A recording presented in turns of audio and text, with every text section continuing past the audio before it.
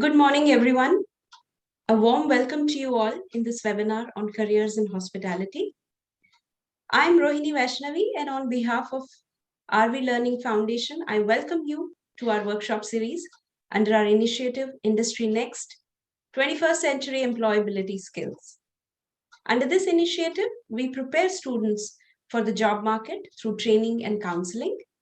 We have 30 plus institutional tie-ups in India, and we have trained about 2,000 people in the last 2 years.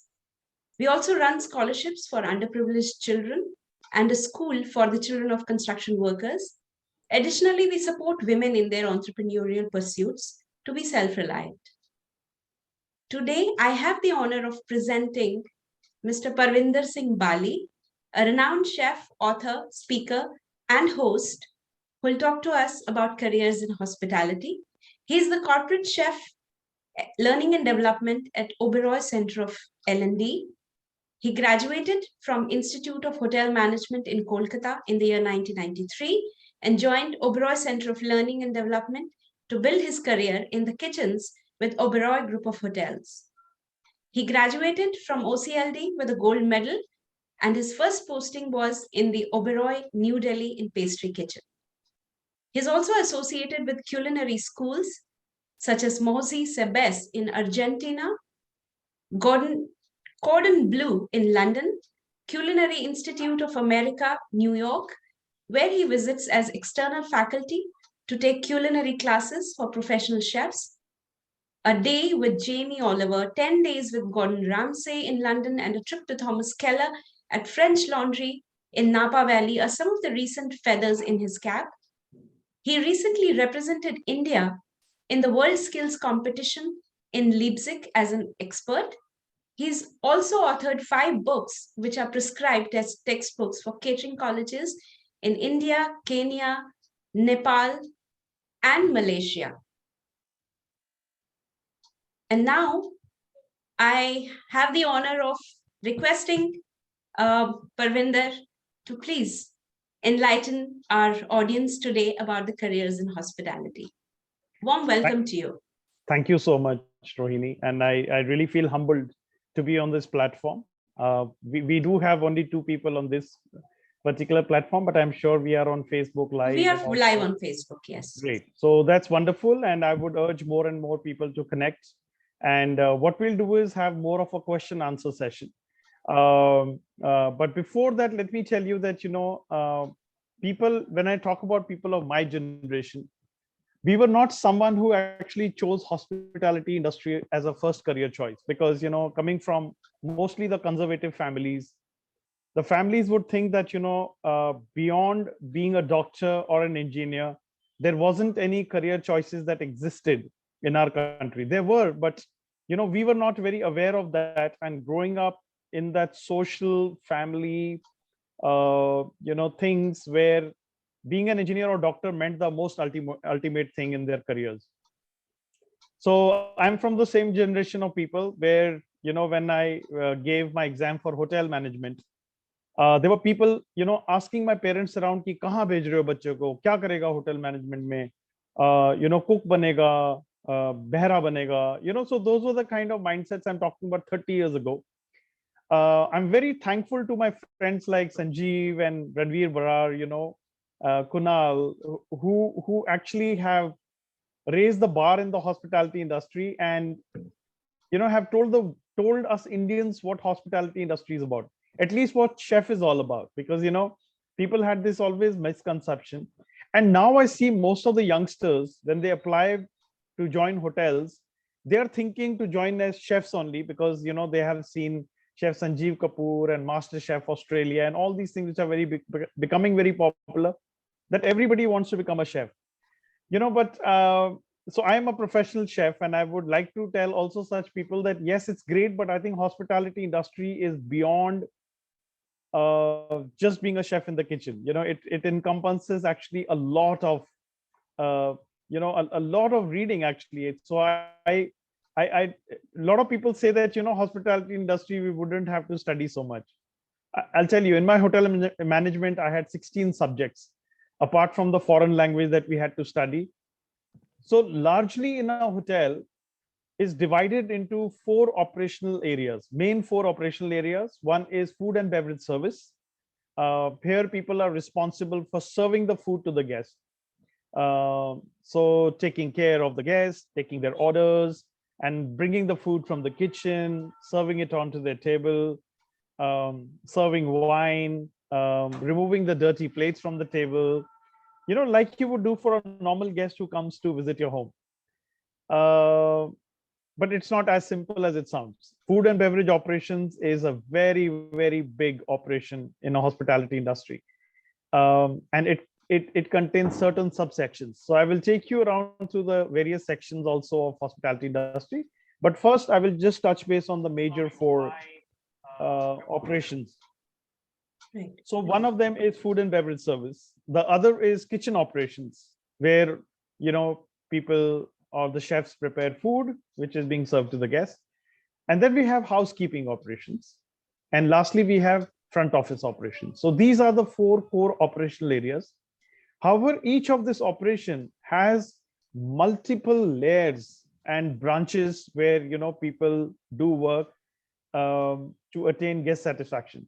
So our primary motto really is to make the guests feel at home and to have great customer satisfaction.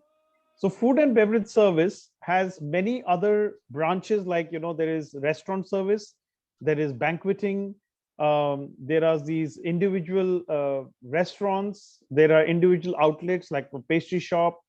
There is also a department called in-room dining, where the guests are ordering food from their room. So those are the various facts of food and beverage service. Kitchen, on the other hand, is not similar to the kitchen that you see at your home. The professional kitchens can be very intimidating to people who want to join hospitality industry, and especially be a chef, because I would really like to tell people that who want to join and become a chef because you see celebrity chefs on the television. Let me tell you, they have done a lot of hard work, and they still do every day. And that's how they've come on this platform. So being a chef is not difficult, but I wouldn't say it's easy, because it requires a lot of passion, passion towards learning, persistence, creativity, and a lot of patience, I would say. There's a lot of pressure in the kitchen. Kitchen has some sophisticated machines, so it's a dangerous place to work in. A kitchen can have various subsections. There could be a cold kitchen which just specializes in preparing salads and cold juices and breakfast setups. And then there is an all-day dining restaurant kitchens, which prepare all the food that you would eat in a coffee shop, for example, when you go. There are specialized kitchens who are called as satellite kitchens. And these are the specialty kitchens for specialty outlets, like Italian, a Chinese. Then you have a separate section called the butchery, which does all the meat processing, etc. Then there is a separate section called the main kitchen, which has bakery and pastry. Bakery pastry itself is divided into a bakery, a pastry, a chocolate room. There is a dessert section, especially there. There is a section which just does products for the pastry shop. So overall, it can really be a very, very complicated operation. And you have to start at as an assistant and then work your way up. It's like learning music or any art and skill.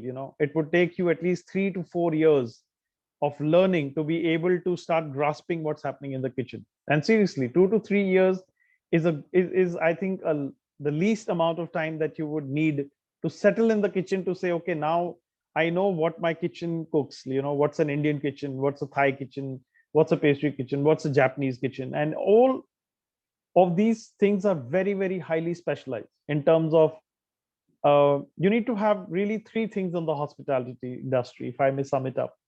You would need an attitude, you would need skills, and you would need knowledge. Without these 3 things, it is very, very difficult to be in a hospitality industry. An attitude to say that no work is big or small, an attitude to say the guest is God, and I will do everything and anything possible which is ethical in my purview, that I will do for the guest to please him or her, and make the person feel at home. And it's quite a difficult job, to tell you honestly, because each person have their own a perspective of things. One man's food is another man's poison, so you cannot please everybody with tastes and food. Service to a lot of people differs in most of the ways. For us Indians, we like to be served out of the way. Even while the buffet is laid out, as an Indian, we want to sit on the table, and we expect all the stewards to bring all the food from the buffet to on table. And but with Europeans, for example, with many other people around the world, it is very different. For them, if we overserve them like we do in India, so they start thinking in their mind, oh, why this person is overserving me? Why is he intruding into my privacy? So there's a lot of cross-cultural things that you need to also read and study about the cultures, because when you're dealing with the international guests, then you need to know, how a Japanese would prefer you to greet him or her. How would, an American guest, or how an English guest or a French guest, what are the body languages which are typical to their, cross-cultural collaborations that we have to look at. So very, very sensitive. Sometimes we just get, whilst we are talking, we get into a personal space. Many of us Indians probably, they like that hugging, touchy, feely kind of a thing. And when, they're talking also, they come very close to you and talk. But such things are not at all appreciated in many other nationalities, many other cultures around the world. So one has to be really studying a lot about cultures and a lot of experiences. You'll come across experiences, you learn from your experiences. So hospitality industry is all about experiential learning, I would say. So yes, if people are wanting to, learn about cultures, meet various kinds of people, I would say this industry is really for you.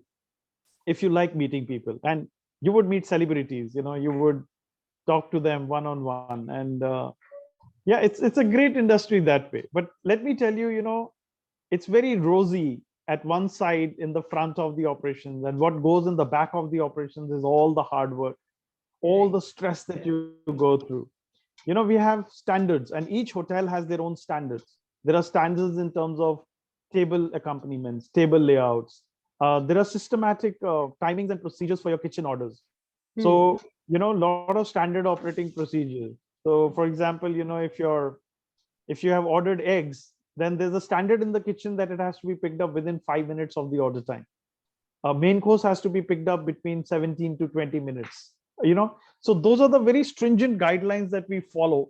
And so it's quite stressful. If you actually see Gordon Ramsay's Hell's Kitchen, that I would say is a very, very mini version of what happens in the larger kitchen. So yeah, so I think these are the 4 core operational departments, I would really say. Front office deals with, welcoming the guests into the hotel. It starts with the security person who greets you at the gate. And then there is a bell desk department, which takes your luggage up to the room. There is a reception, which you go and you check in.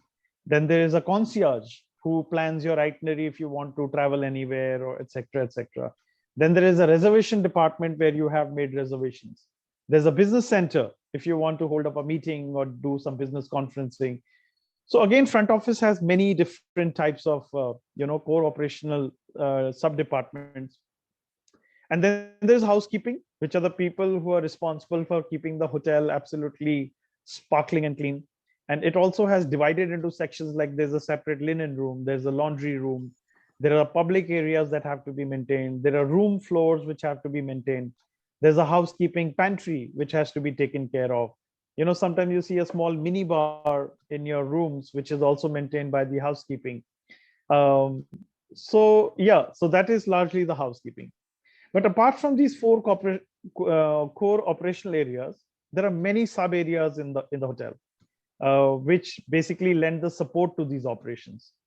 So we have a full-fledged security department, where we have our own chief security officer, and we also had people, from various walks of life, like even retired army people who join as security managers in various hotels and organizations. So security is again one of the the biggest aspects of hotels, especially after some attacks that we have faced in the past.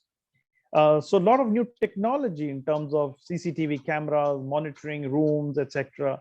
So security again becomes one complete department of its own. The hotel runs on typical machinery. We have our own steam boiler rooms, etc. So we have engineers on board. We have a chief engineer, and we have a complete engineering department who looks after all the technology, all the engineering aspect of a hotel, because it has to run like a well-oiled machine. And there are a lot of technical things required in the hospitality industry, in the kitchen, front office, everywhere. So that is largely about the engineering department. Then we also have support departments like sales and marketing. So we do have a lot of MBA graduates and people who join hotels, and they have to sell the, the services of the hotels. They have to sell the rooms. They have to sell the food and beverage product. We have to sell our banqueting operations.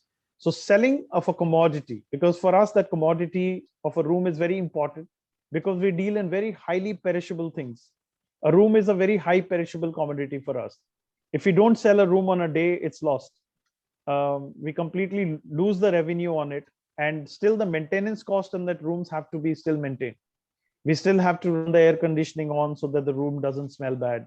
The room still has to be kept neat and clean. We still have to replenish all the amenities that we give in the washroom. So, we have such strict standards in 5-star hotels that to just maintain an empty room, you will be spending a lot of money, in actually keeping the room up to date. And if we don't sell that room, then we have a complete revenue lost. And so it does happen even with the food and beverage service. We are dealing only with perishable things. So if we have produced food and we don't have people to come and eat, the food is not repacked and reused. We have very strict hygiene standards. So actually all the food actually is just either thrown away or given to the cafeteria, etc. But yeah, so those are the things. So highly perishable things. And we deal in very expensive kind of commodities. We have both expensive imported products. We have a lot of wines, which are expensive. We have a lot of seafood, meat, vegetables, groceries that are all imported at times. Of course, we are very proud to even look at our local this thing. A lot of research and development happens where we are looking inwards to develop suppliers, and look at local produce so that we can get the freshness and the quality. And we know that our country is absolutely great in resources. And slowly, because of the demand and need, we have a lot of Indian suppliers or producers who have started actually to now produce their own fine chocolates, bottle and produce their own wine. The whole Nasik now, like for example, the Sula winery, they're getting into producing some fantastic wines, which are also being recognized internationally. So I would say that in last 2 decades, the hospitality industry is really booming. And even during the COVID times, I think the tourism faced a big blow, but I think slowly we are reviving back. And yes, there have been a lot of off-lays of people in the hospitality industry because the business was low, and we don't have international clientele coming in, but we have started looking inwards. We have a lot of domestic travel that we have tapped on, and all our hotels are going full everywhere, especially in the resort locations. Like you get 3 days holidays and you see Shimla highways packed, because everybody is traveling up north to stay in the hotels in Shimla. And it's very difficult to get a room in Shimla over a long weekend. So people from Delhi, Chandigarh, Jaipur, everybody travels. And so the travel really is happening all across, but domestic travel is happening, which is good. We need to tap on even on our domestic market. Yeah, so those basically are the careers, I would say, really largely in the hospitality industry in the nutshell, if I would say. But I'm very happy to answer any questions that anybody has, and I think let's make it interactive. There is a question on the Facebook though, but do we have any question here from the audience who are with us on Zoom? So there is a question on Facebook which says that what are the ways to get into the Oberoi Center of Learning and Development? Is there any qualification criteria? Yes, okay. I was prepared for such questions because that is what happens in most of my live feeds.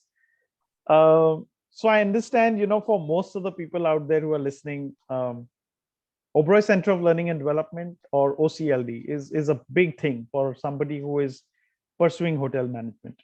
So yes, we do have certain criterias and limits. So to apply for OCLD, you can, we run 4 programs at OCLD. It's called the guest service management, the kitchen operation, the kitchen management, the housekeeping management, and sales and marketing. So these are the 4 programs. But for all the 4 programs, you must not be more than 25 years of age when the program begins. So now the program is actually beginning next year from 15 July 2023. So when you join 15 July, you must be less than 25 years of age. That's first criteria.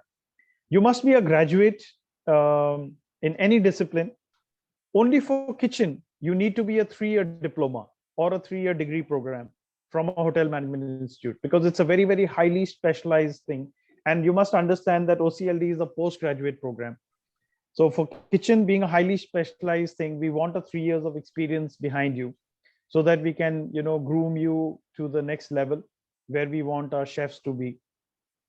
So yeah, just these 2 basic criterias to join OCLD, and rest really is, it's many people apply. So even this year, around 10,000 people have applied to join OCLD, and we have 60 seats, or at the most 70 seats, which is in 4 of these departments. So the kitchen ones normally are like 15. Guest service management is around 20, 25 people. Then maybe 10 to 15 in housekeeping, another 10 to 15 in sales and marketing. But yes, what are the attributes we are looking for in the people? We really want people who are passionate about their trade, really. We want them to be knowledgeable about the hospitality industry. We want people who have good attitude, and they have the will to learn. We need people who are generally aware of what's happening around in the world, because I think that's one thing which is really important. Being in the service industry, where you know what's happening in the world, you're genuinely interested in people. You're genuinely interested in serving people. You don't raise an eyebrow when you're asked to wash a washroom of a guest, or clean a dirty table, and you do it with pride, and there's a lot of skill involved, let me tell you, in doing that. The service of wine has own 8 to 10 steps, in just serving a wine. There's knowledge involved in terms of knowing the different types of wines, which country does it come from, if it's a white wine or a red wine, because that will determine the glassware it will be served in. It will determine the temperature the wine has to be served in. So there's a lot of reading, there's a lot of knowledge, there's a lot of attitude, there's a lot of skill, which 3 things go hand in hand when you're wanting to join a hospitality industry or to work in a hospitality industry. So yeah, so those in nutshells are the basic things that you would need for joining OCLD. Okay.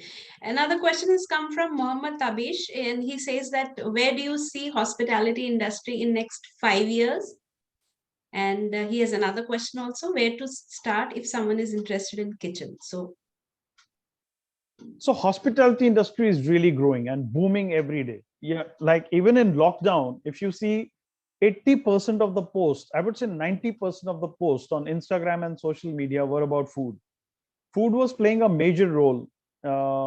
People started recognizing their mom's cuisine, their grandmother's cuisine, and people started cloud kitchens from their home. I know of many friends who started business in lockdown by preparing food at home, and they become very successful entrepreneurs.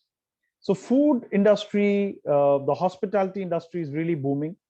Our inward domestic travel has been opened up, and many people want to travel. So definitely, there are restaurants which are opening up every day. There are hotels which are coming up. There are things like Airbnb, the concepts where people are turning their homes into homestays. So a lot of things are coming up laterally. I would say a decade ago, when we talked about hospitality industry, in our mind, we were always thinking about a 5-star hotel. But I think now, there are disruptors in this business. And apart from just 5-star hotels, there are hotels coming up in different segments. There are heritage properties which people are converting into very high-end hotels. There are lovely homes where people don't stay and have moved to the various locations, and their homes were logged. And the concepts of Airbnb and those things have really brought back the business, and more people are being inspired by it. So definitely, I think in next 5 years, I would really see hotel industry in our country really booming, and being the next place where people want to build their careers in. And somebody who is interested in kitchen, it's specifically just to a five-star hotel that you need to have a degree or a diploma to find your entry into the place. But I think if you're interested in kitchen, there are also many standalone small institutes which have started running courses for people who want to pursue it as a hobby, or even do a program of 3 months, 6 months, or 9 months in a particular field like culinary or pastry. And then you can open up your own small place. There are a lot of people I know as home bakers who have from the basic small ovens in their kitchen, they have actually been able to do 5 to 6 cakes a day, and they're really doing well. And so many people have just started expanding their business. But yes, if you want to join make your career with like a big hotel chain, then I think you have to go through the regular campus interviews, and then there are all the things about your degrees, your experience, where have you studied, and all that comes into the play. But I think if you're just interested in kitchen, there are various other programs that you can enroll into. And if you're passionate about it, just go to YouTube videos. This YouTube videos are full of people teaching you things from street food of India to the royal cuisines of India. It's all up there. So I think it's all about passion, basically. Yes, it and is. You also had an interesting journey, I believe. So would you like to say something about that? How you ended up becoming a chef? Oh, well, like everybody else, I've always wanted to be a neurosurgeon. And then I did my engineering in Kashmir for a year. And then I did I got selected in hotel management, and I was very happy that I wouldn't have to do too much, wash a couple of utensils, make little food, and I will have time in my life to study for my medical ventures. That is the thought process that I really entered hotels in. But I think slowly it really grew on me. And kitchen, what I loved about the kitchens was the adrenaline rush. It's a busy place, and you learn so much every day. You learn team compatibilities, you learn leadership skills, you learn. So just apart from cooking, being a chef, there is so much other factors that you need to learn and focus on. Cooking of food, following a recipe will come with time, will come with experience, and you will have to make that dish so many times to be able to make it consistently good. So in hotels, the key is consistency, that every time your dish must have the same salt, same sugar, same oil, same color, and that is very challenging in cooking, because everybody, even if you give them the same recipe, 10 people will cook the same dish with the same recipe in 10 different ways, and 10 different will have the taste. So but consistency is the key. So I love that, getting that consistent product every time right. It took me a lot of time, a lot of efforts go into it. But apart from that, you learn about food cost, you learn about yield, you learn about waste management, you learn about ergonomics in the kitchen, how to stand, how to lift up a weight, etc. Then you learn about the product itself. Where does this product come from? So I was asked questions like, how many cherries in a tin? How many pineapple slices in one tin? And those questions seemed very stupid at that point in time. But I think as chef, when you grow up, those things stick with you. And if you know how many cherries are there in one tin, then you're ordering. That if you have an order for 3 Black Forest cakes, then how much cherries would you order from the store? Because it's going to impact on your food cost. So yeah, a lot of those learning. And then cleaning your kitchen, my God. Somebody asked me a question, how much is the cost of cleaning 1 square foot of the kitchen? And that question was an eye opener, because we never thought about it. And then you actually calculate the whole kitchen, then you say how much chemical I have spent on cleaning my floor today, how much of cleaning agents have I used, etc. And then you calculate the whole square feet area of the kitchen and boil down to 1 square feet area cleaning of the kitchen. So that talks a lot about your costs. So it's very interesting, you learn a lot of things. So So being it's a chef not is just not only about about cooking. No, being, not at all. good at cooking, but it's much more. I think that's what Oh, our absolutely. audience should know. Absolutely. And then to, even present that food to the guest, how we are going to talk about that food to the guest. It's very important how you present your food to the guest. When you talk about the textures, when you talk about the elements in your dish, and when you talk about that, why this has been combined with that, there are stories. So it's really not so easy. I have come across many students who come to me for career guidance, and some of them, they're very excited about a career in hotel industry because they find it highly glamorous. So if any one of those people is hearing us today, they would come to know that there is not, as you already said, that not much of a glamour at the back end. It's a Yeah. lot of hard work. So we have another question from Mohammed Tabish, and he says, what excites you the most, and how do you tackle failure and keep yourself motivated? So what excites me the most is, different days, different things. Many of us have different days, but the same thing done in a little different way. But I think hospitality industry is completely challenging. You really have a different day. Each day is a different day. You still cook food, but my God, the guests have changed. The guest wants something different. The guest is different altogether.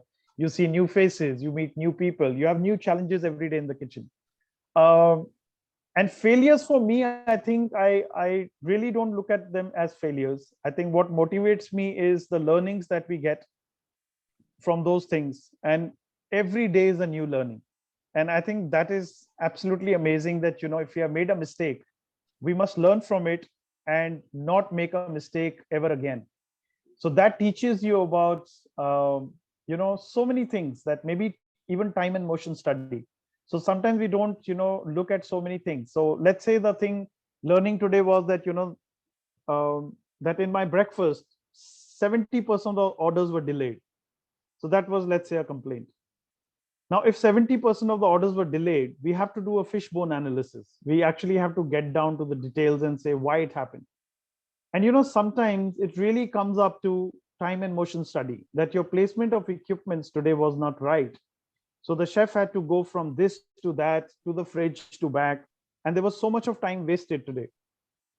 It's incredible when you do that kind of analysis and present it, and then make changes in your operations to say, would a moving of a microwave close to this section save my 2 hours of job today? And yes, it's possible. Sometimes those kind of analysis will really come from your own experiences, but getting your team together and saying that, okay, what went wrong today? Doing the reflection for that meal period and say, how could have we done better? So I think there's a lot of team involved. The chef with his own experience does the menu planning and the guidelines and everything, but together you work together as a team. You clean the kitchen together, you clean the dishes together, you cook food together, and at the end of the meal you all eat together. So I think it's like a family, and we all are working hands in hands in the kitchen, or even in any operations of the hospitality. So don't be scared of failures. Don't get intimidated, and don't get so snooty about, oh, I shouldn't make a mistake, because if you don't make a mistake, I feel you will not learn from it. And like I said, it's all experiential learning.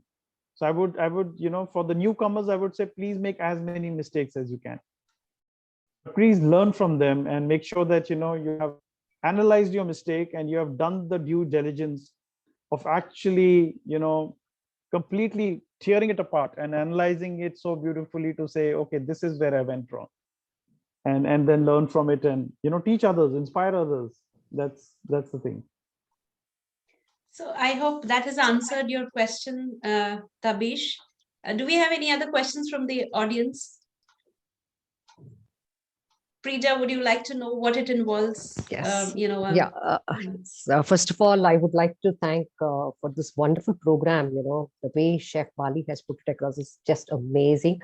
And I felt so inspired to listen to his such a strong and powerful conversation. Now, sir, I just wanted to know most of the time in lean management, we often use the 5S. I'm sure you would have heard about it. The 5S, how do we think we can apply 5S in the kitchen area of the hotel industry?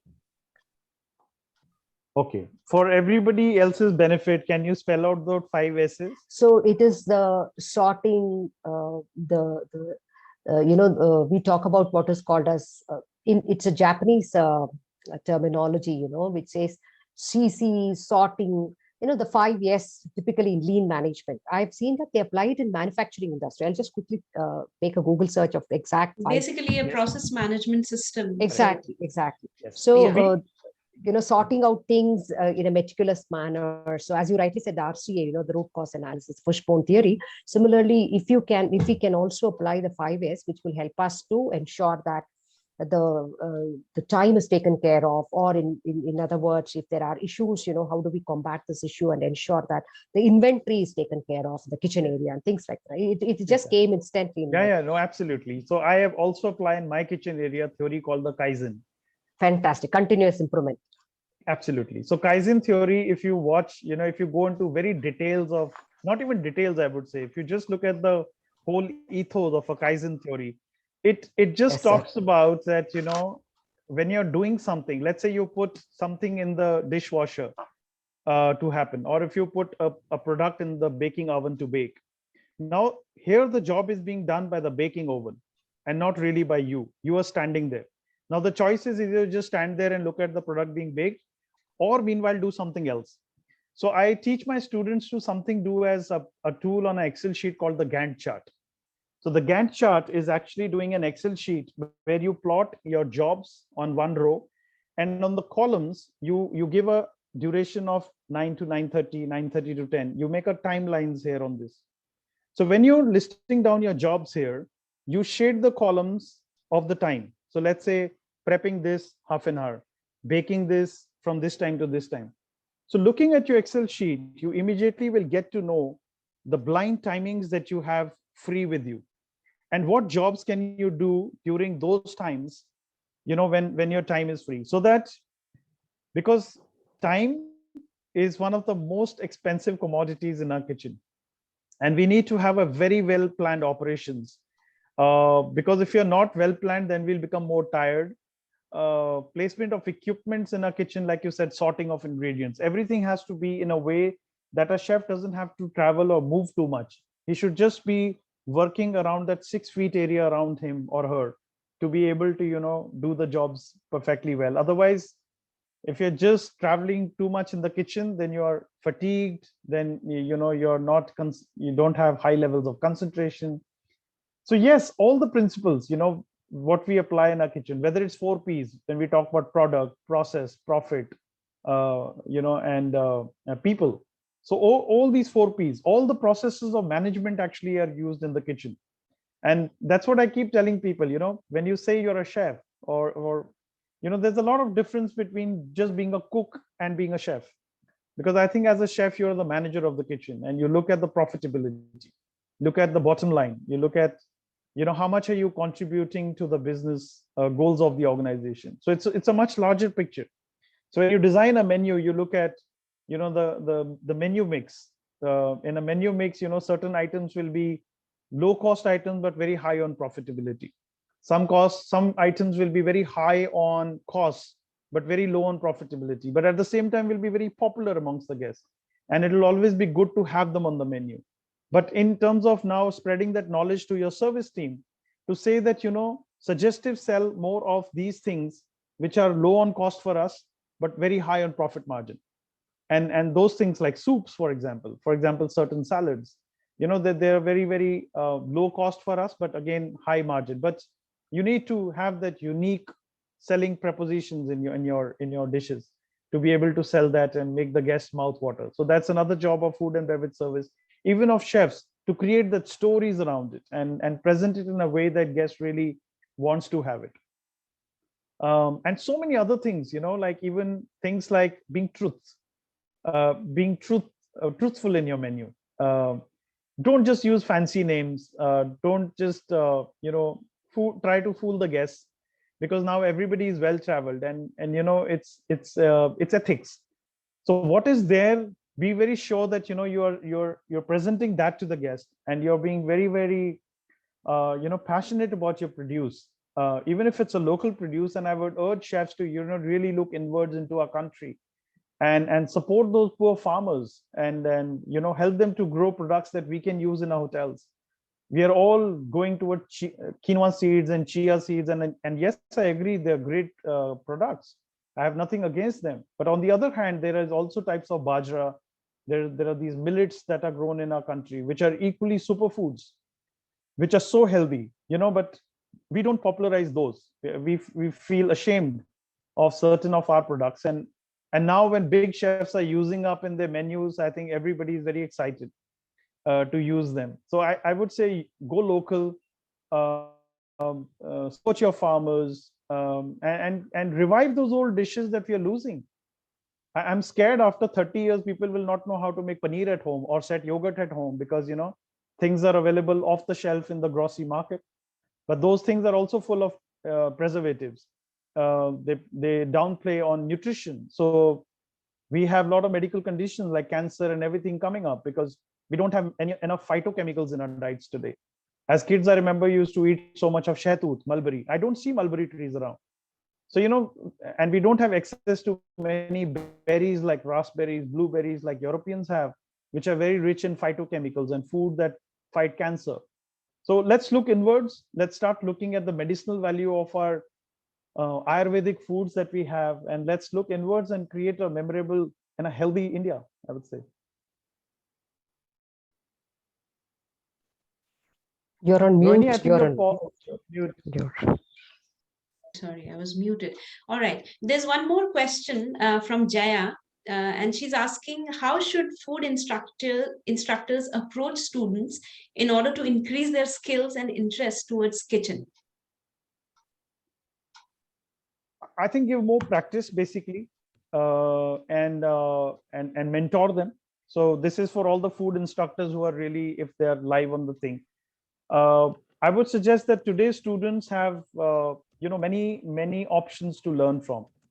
And before they're attending a class, they would have seen Google videos of many chefs producing the dish already on YouTube. And necessarily when they're coming, they're in their mind thinking, are you teaching them correct? Or have they learned is correct? So I think it is important for the instructors now also to be well aware of what are the new, what are the new trends happening in the hospitality industry, and be always updated yourself with the latest trends in the industry. And pick up on, if one student is talking about something, then with your experience, you should pick up that where is that student coming from, and not everything on the Google School of Culinary Arts can be trusted. I call it Google School of Culinary Arts because you have everything there, but I don't know how much always you can trust that, because there are certain things that have been done traditionally, which are the building foundation blocks of a kitchen. But also, like I would say that if you know your foundation really well, then you are able to create new menus and new products tomorrow. But that basic foundation is really important. And I would say basic foundation, get great knife skills. Make sure that when you chop an onion, everything looks alike, because what looks alike cooks alike. How you're processing things, how are you peeling? Are you using the right peeler? Are you not wasting too much?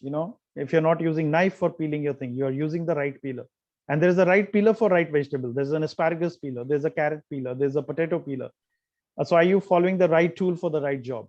So I think as instructors, you should just focus on the basics, that if the student is learning the right skills at the right time and is following all the hygiene protocols, because at the early stages of their career building, they have to be taught good habits. If the good habits are formed in the initial stages, they become the habits of these people and they will help them in the long run. Don't focus on very high-end cooking skills. They will come in the future. They're there for 3 years with you. Teach them how to chop an onion very nicely. Tell them how to sharpen their knife. Please tell them how to wear the uniform correctly. Tell them what are the parts of the uniform and how they're important. Please tell them how to look after their stations. Tell them how to be ergonomically intelligent to be able to avoid injuries in the kitchen. Teach them how to make a basic good stock, basic good gravy. how to brown an onion, how to roast a spice. So I think just those basic things, if they're taken care of, the students will do really amazing in the long runs of their life. So I just wanted to share with you the 5S which I mentioned. Just tell you. Nice. Okay. Yes, sir. Yes. So the first yes is sorting. Sorting. Yes. And second yes is set in order. Third is shine. And fourth is standardize. And fifth is sustain. So we Wow. use basically this. Yes, sir. This is a very interesting concept, 5S methodology. And We use it in this so I'm kitchen. sure. We use it in the Absolutely, kitchen. absolutely. So I was thinking, because I'd seen this in the manufacturing sectors, people are very keen on the 5S, especially in hospitality industry. So suddenly my mind, connected and said, so I thought I should add on to that as a investor. Thank you so much for this Absolutely. enlightening Thank session. you. Thank you. Thank you. Do we have any Yes. other questions? I think we are done with questions. And I mean, the way you explained the whole kitchen thing, I all of a sudden start feeling that, it's the way we take it so casually. And now I think I'm scared whether I can even chop, because you said they all have to look alike. So it looks very complicated. But then, yes, interesting. And I hope that today's session has been really enlightening for all those people who have heard us. And it has clarified a lot of doubts about the careers in hospitality, because as I said, people generally think that it's a very glamorous kind of a field, but people have to know that it requires a lot of skills, hard work, and being meticulous. I would say, the way you you explained everything about small things like chopping, about the distance between a microwave oven and the chef, and how the time matters. So thank you so much for a lovely session and such great Thank you. inputs. And I hope everybody else liked it. I think we have some, Prija says it's a fabulous session. Inspired to Thank you. listen to Chef Bali. More power to you, sir. Thank you for your time. That's lovely. Thank you. Thank you very much, everyone who is hearing us on Facebook, and all of those who have joined us today. Thank you for being with us. Anyone who has missed this session can visit our Facebook page, RV Learning Foundation, and view the session right from the beginning. Thank you, Chef Bali, once again for your time. Thank you very much. Thank you, Rohini. Thank you. Thank you. Thank you. Thank you. And Prija, thank you so much for adding those 5 S's to this. we really do follow this in the kitchen, and I think it's great. Thank you. Thank you, sir. Thank you so much. Thank you. Thank you.